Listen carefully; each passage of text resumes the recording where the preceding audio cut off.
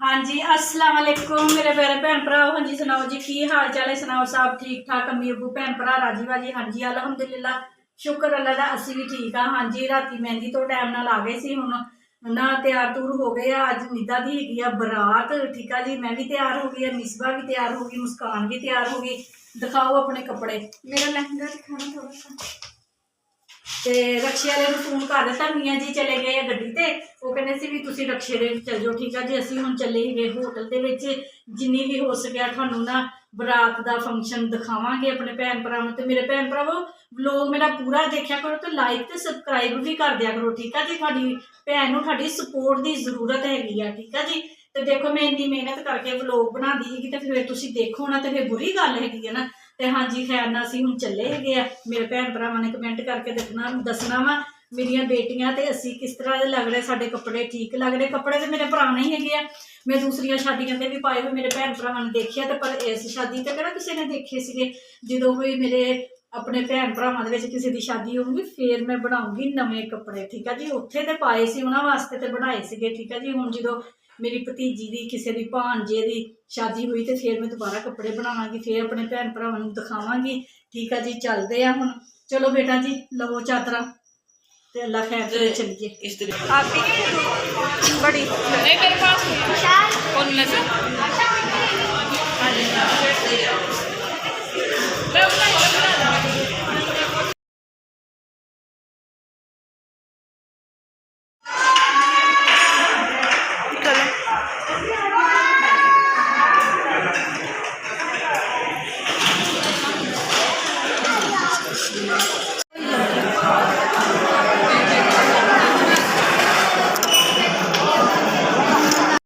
कह दे चाह वाली दुकान ते गए चाय वाली दुकान पर चाह दे।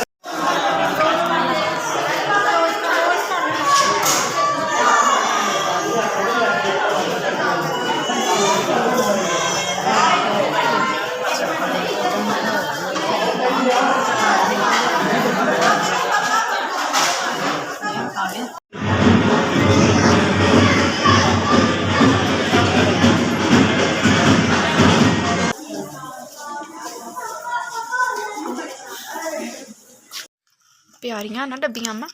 खुलनी किदा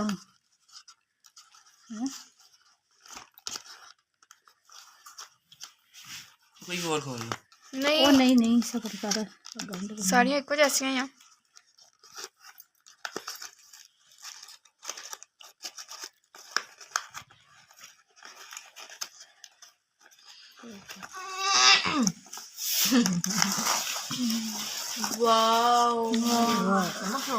अखरोट, शाही मेवा, एक बादाम, 2 बादाम, खजूर, 6 खजूर,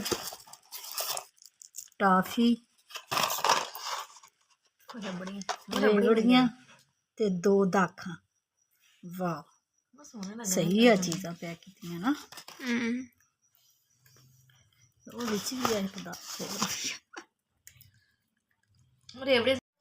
हाँ जी मेरे भैन भरा देखो लहंगा मैं खुद सिलाई किया सीगा, ठीक है जी।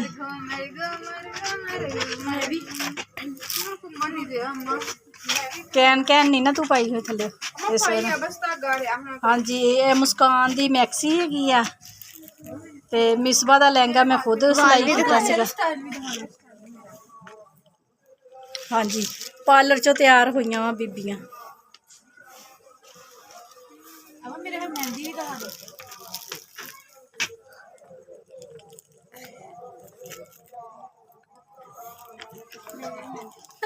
तू मेहंदी किथे लाई? टिक्की छोटी तो है ना, मेहंदी तो है छोटी जी। मैं भी लाई सी काली काली, मैनू रेड मेहंदी पसंद सी। चलो जी बाय बाय, फंक्शन खत्म, बाय बाय टाटा। लाओ वर्दियां लाओ अपनी अपनी। हाँ जी मेरे भैन भरा अल्लाह खैर करे। वलीमा नहीं बरात रुखसती करा के असी घर आ गए हैं टाइम नाल ही।